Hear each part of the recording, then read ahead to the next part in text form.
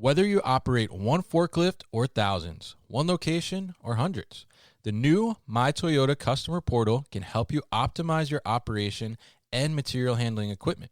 This one-stop, free-to-use platform is designed to help you take control of your information and make smarter decisions, all at the touch of a button. Register and access your data today at my.toyotaforklift.com. That's my.toyotaforklift.com. Hi, my name is Peter Schnorbach, and I work for Manhattan Associates, and welcome to the New Warehouse podcast. My safety tip for today is that every warehouse should establish standards for how the work gets done. So it's important that warehouses establish a standard operating procedure, that they train their people how to follow that standard operating procedure, and then they measure how people are doing against that standard operating procedure. And just to be clear, this is not about doing work fast. This is doing work at the right pace, accurately, and safely as well. So one way to keep your employees safe is to make sure that they understand the standard operating procedure and that they are being measured against that. With e-commerce off the charts, many small and growing warehouses are asking, how can I get ahead when my warehouse is barely keeping up? The answer is future-ready warehouse tech from Zebra Technologies. Warehouses can simplify and upgrade all processes, from automated inventory management to hands-free picking, with Zebra's tailored, scalable mobile solutions. They're simple and intuitive. There's never been a better time to upgrade for success with Zebra. How can your warehouse get ahead? The answer's in black and white. Get the answers at zebra.com/theanswer. That's zebra.com/theanswer.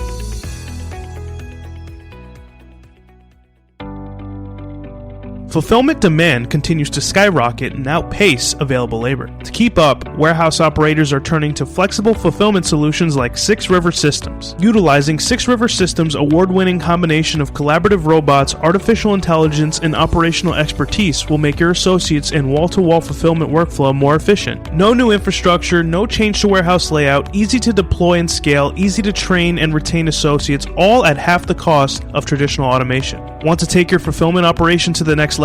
Go to www.6river.com to learn more. That's www.6river.com to learn more.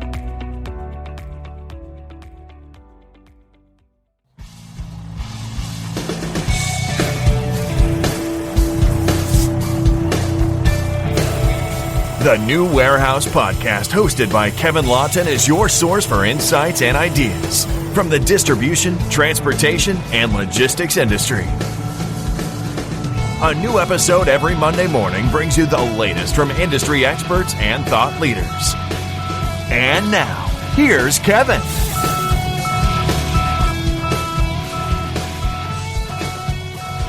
Hey, it's Kevin Lawton with the New Warehouse Podcast, bringing you a new episode today. On today's episode, I will be joined by Peter Schnorbach. He is a Senior Director of Product Management at Manhattan Associates. You may be familiar with Manhattan Associates for the warehouse management system and other systems that they help manage your warehouse and make things flow from a system standpoint and get you all sorted out in that aspect. So Peter's going to come on. He's going to talk to us a little bit about their labor management system that they have, and he's also going to talk to us about some worker safety guidelines during COVID-19, and we're also going to talk a little bit about how some of those guidelines may be carrying over or maybe potentially going away as we come out of the pandemic. So, Peter, welcome to the show. How are you? Yeah, thanks, Kevin. I'm doing good, and I'm happy to be here. All right, good to have you. So, tell us a little bit about, for those that may not be familiar with Manhattan Associates, just give a little brief overview of, what you guys do. So Manhattan Associates is a supply chain software company.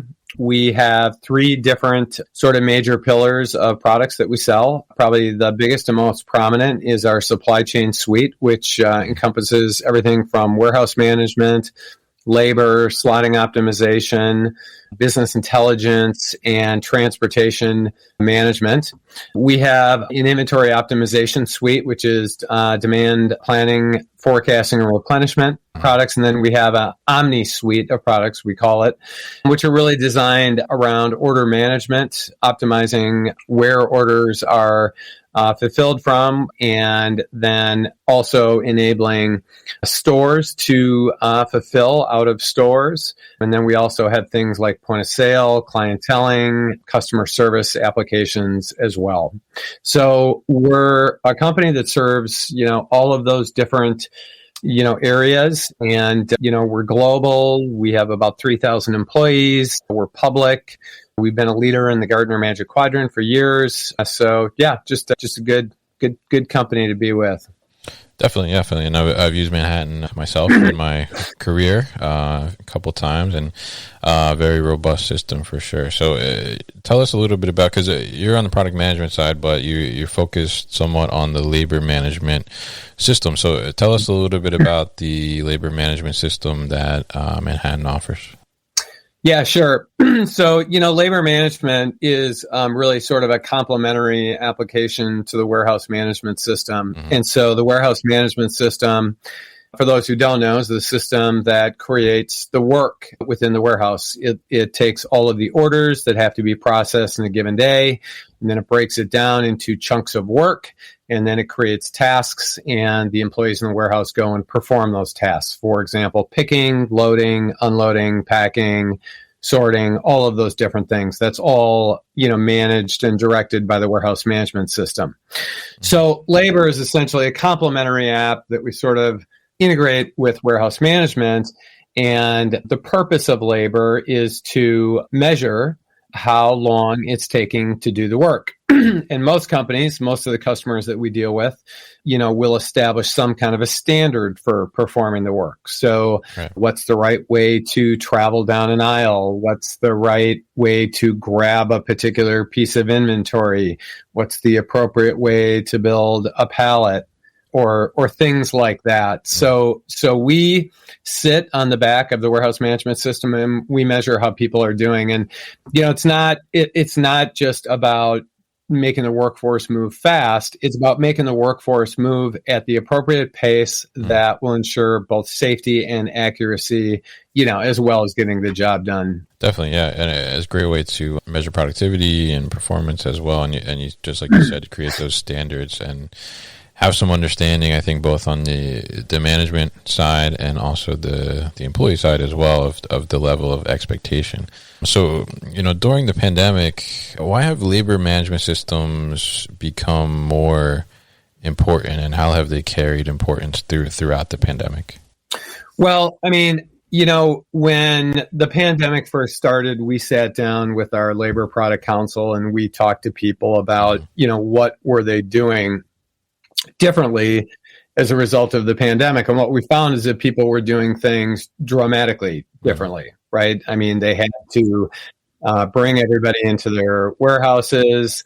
That became a somewhat complex thing to do because you wanted to keep people spread out. Many of our customers were doing temperature checks. As employees were traveling around the warehouse, they wanted to keep, a certain amount of space between them. They had to figure out how to address, breaks and lunches and not having too many people in the break or lunchroom at the same time. So there really were a lot of changes. And as I said, labor is all about measuring, how long it's taking to do a certain job based on a certain standard operating procedure. Well, needless to say, all of the standard operating procedures changed. So, right.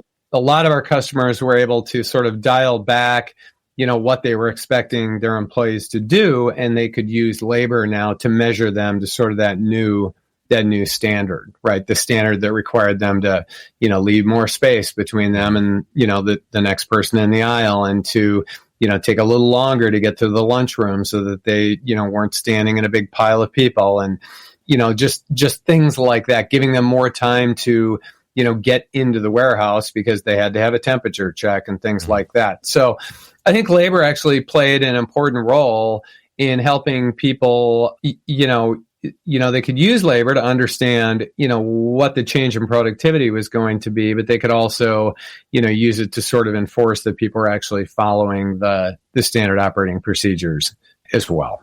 Definitely, yeah. And I think it's a very challenging time and a challenging task to try and conform to all the guidelines and make sure that the employees are doing that as well, especially in a facility. I think myself going through it in my day job, it was difficult because you realize in some areas like how closely people are together, especially from the social distancing aspect. So you have to kind of rethink that and rework that, and how do we prevent that contact from happening.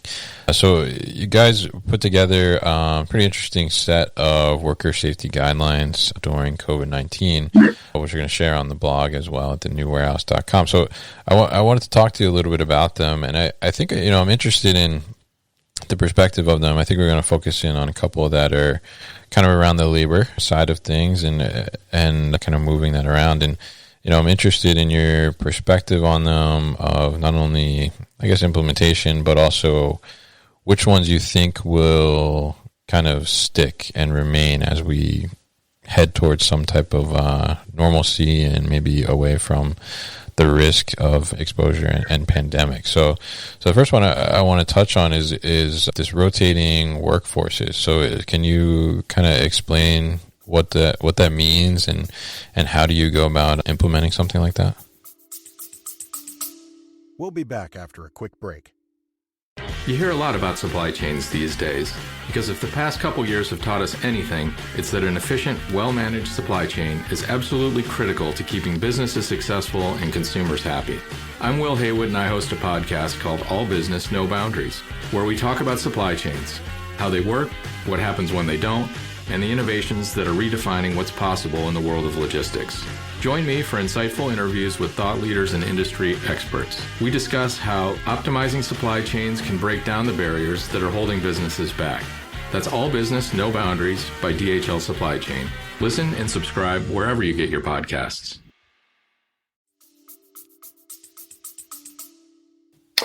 Yeah, I think the concept of a rotating workforce is that they would, move groups of people sort of through the warehouse in shorter shifts so that people weren't as exposed to the pandemic for as long as a typical shift might last. So they would break shifts up into smaller chunks and bring people in and rotate them through for shorter periods of time. And, we didn't see a lot of that. We did see a few of our customers doing that. It is a difficult thing to do. And you have to balance that with the fact that, you have a lot of people that, these are hourly jobs and they're relying on a certain level of pay.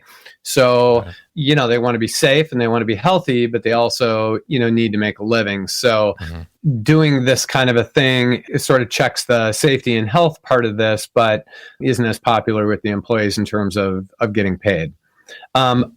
Along those lines, though, I would add that one of the things, and I'm not sure it's on this list, but it's probably worth mentioning, is that a lot of our customers did provide hazard pay, particularly in the beginning of the pandemic. So, their employees were actually getting additional pay to come in during the pandemic. Interesting. Yeah, definitely did that as well. So it was pretty interesting. And, even though, we were lucky enough to not have to lay anybody off, you're still able to kind of work that and be able to give some benefit in a sense when they are working, and try to keep them engaged and maintain as well. So it's pretty interesting. So do you think that along with the rotating workforces, I mean, I'm sure there were some additional schedules potentially created.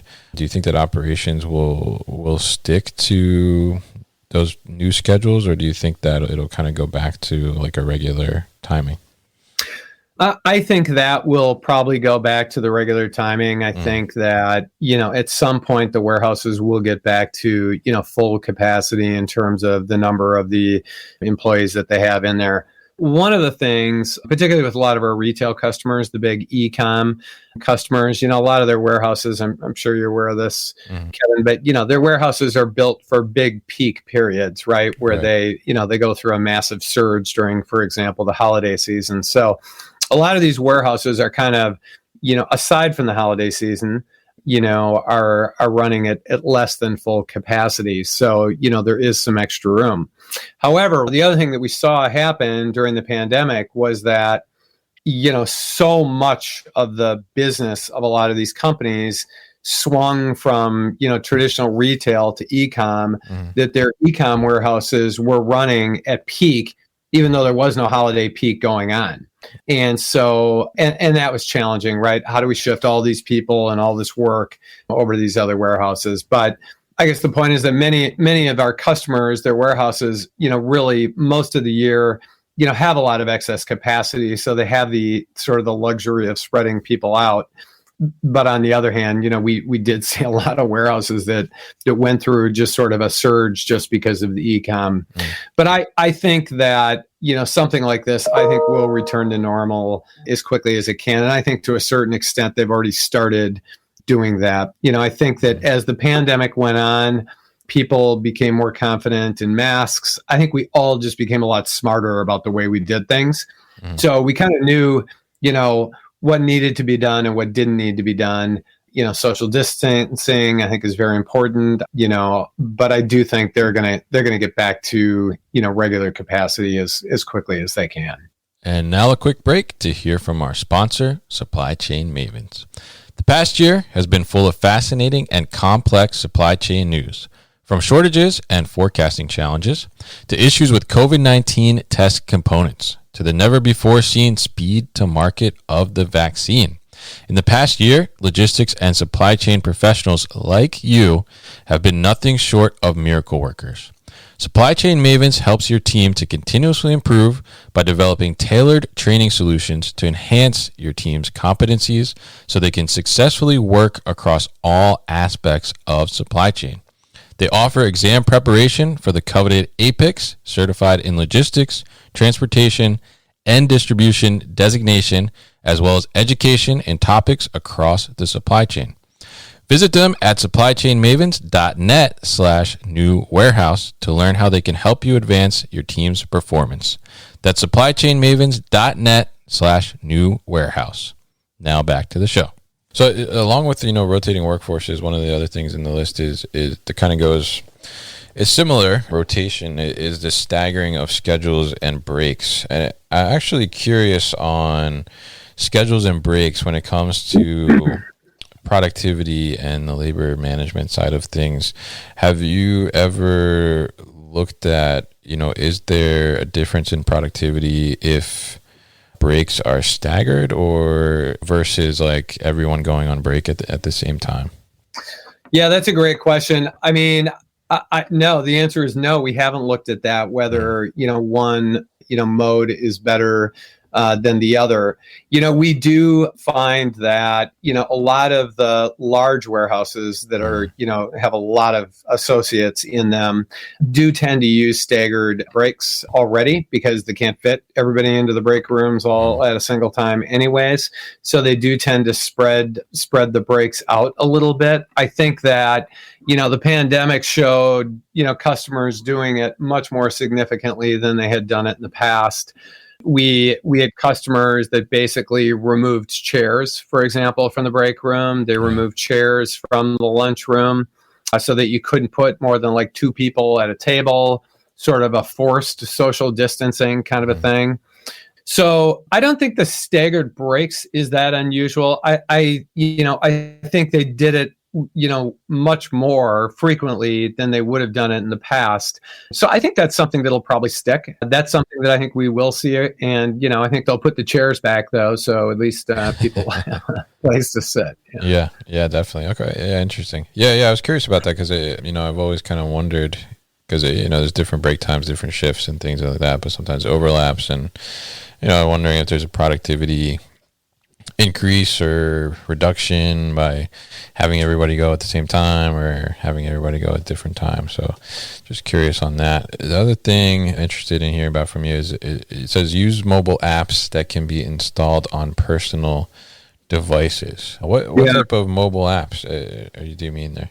So this is an area that I am personally particularly interested in because, all of the new things that we're doing with products. And so today, one of the things that we're starting to see customers use, and we don't actually offer this, but a lot of customers are starting to use these apps. They're basically scheduling broadcasting apps. So if I'm a supervisor and I have a open shift later in the week and I'm looking for someone to take that shift, I can post that shift on a mobile app. And if I'm an employee, I can see that shift get posted and I can basically, sign up for that shift. So if I'm somebody who's looking for more hours, or maybe I want to trade, my current shift for that shift, I can do that. And we're starting to see more and more of our customers handle those kinds of things via these mobile apps that employees have on their phones. So sort of, open shift broadcasting would be one use case. Just plain old scheduling would be another use case.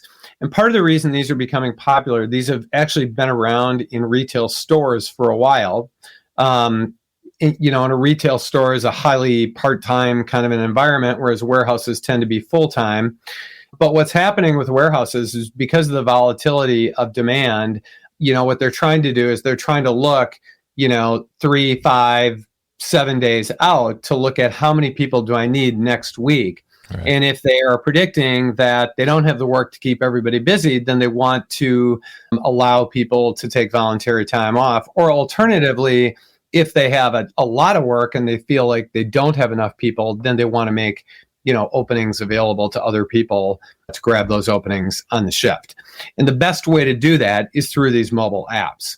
Now, one of the things that we've introduced is this concept of employee engagement, where we are, rewarding, people who are performing at a certain level. And we have incorporated gamification capabilities into this application, meaning we assign challenges to people and we award points if they, complete the challenge. And, they can take those points and they can buy, either get a gift card or, get a t-shirt or coffee cup, or even, more valuable kinds of rewards. But to do that, we need to make that available to employees on their applications, right? And so today we offer that on the mobile app that, employees use within the warehouse, but we could easily see extending that to a phone app so that that's just available. So, when they're done with the workday, they could look at what was my performance today? How did I compare to my peers working in my department? How many challenges did I complete? It's sort of this idea of, we're really trying to drive really positive reinforcement of good behaviors, of good productivity. We're trying to reward people who are doing a good job. And we're trying to make, both the goals and, the progress against those goals really transparent to the employees. So this idea of these mobile apps, the role that they play, I think is a really important thing going on in warehouses right now.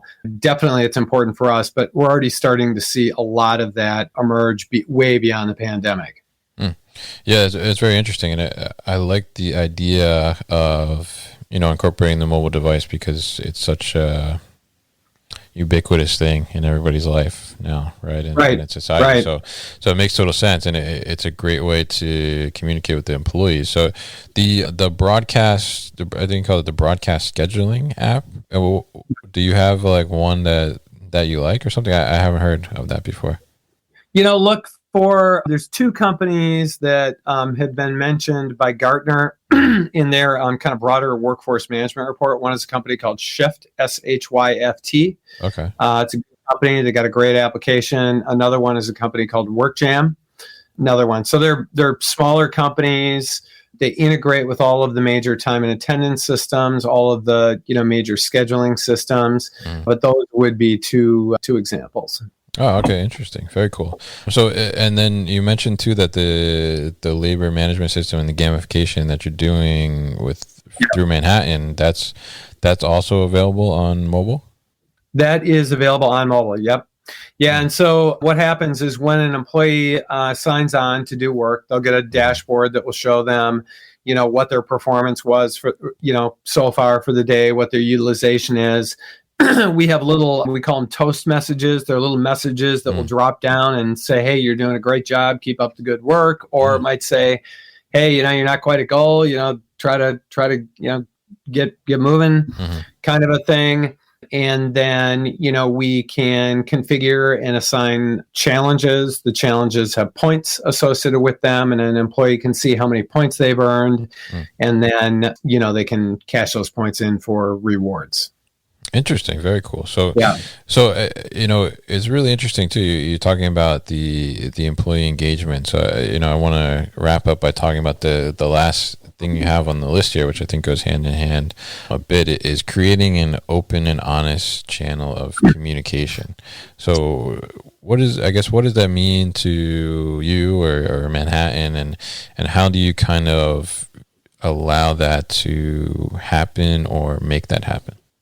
I think it's a combination of things.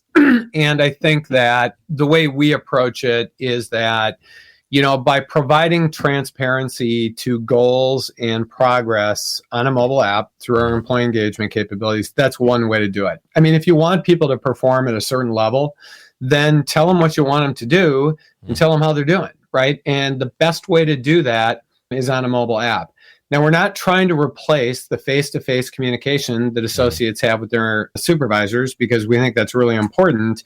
But, warehouses are large, busy places, and sometimes it's hard to find people to have a discussion. So the employee engagement app gives data that's relevant to the employee, all day long. So that's one thing. The second thing is we have added messaging to our overall supply chain application. So every screen that you go to in our supply chain app has a little messaging icon on top. And if I want to message my supervisor, I can just simply send them a quick text message. Yeah. It's just like it works on your phone. So, if I can't find my supervisor, or if I haven't had a chance to talk to my supervisor, but I have a question, I can message them.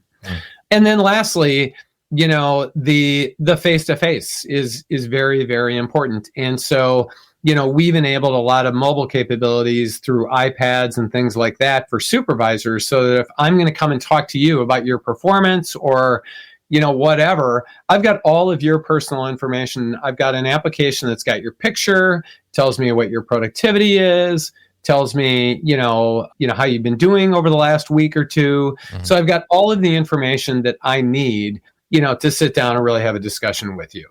So it's really a combination of the three. It's transparency to performance through employee engagement. It's messaging through the built-in, message on our applications. And then it's just enabling supervisors to have meaningful conversations with employees through mobile apps like iPads, and giving them the data that they need to do that.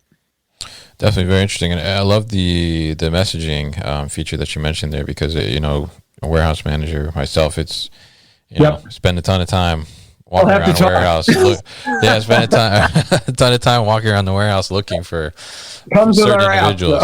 Yeah. So I could definitely see, how it's not only a better way to communicate with your employees, but also a better way to increase not only the productivity of the employee, but also the productivity of the manager and supervisors as well, because they're not spending all that time searching for somebody, or the employee's not, searching for somebody because they have an issue and they have a question or something. And a lot of times, unfortunately, you get the employee that they have an issue and they just kind of hang out waiting for somebody to come by. Right. So you obviously don't want that to happen. So you can take like immediate action, and like you said, through that communication too, I guess you can develop this open forum as well. I mean, obviously, like you mentioned, the face-to-face is still very important as well. So really interesting insights. I really appreciate talking to you and learning more about this. There's more stuff on the list, but we're going to put that up at thenewwarehouse.com so you can read them all. But Peter, how can people find out more information about Manhattan Associates?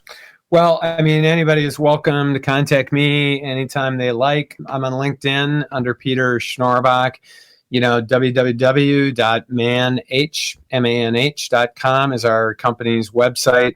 We're always interested in talking to people about what's going on, and, talk about our products and things that we're seeing out in the industry. So just reach out. We'd love talking about this stuff. All right, great. And we'll put all those links at thenewwarehouse.com as well. So Peter, thank you very much for coming on the show today.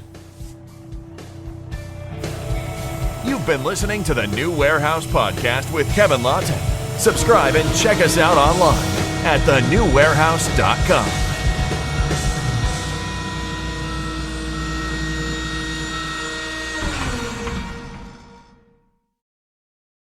Thank you for listening to this episode. If you want more content from the new warehouse, check out our new video series called All Hands on LinkedIn. Just search for the new warehouse on LinkedIn and follow along.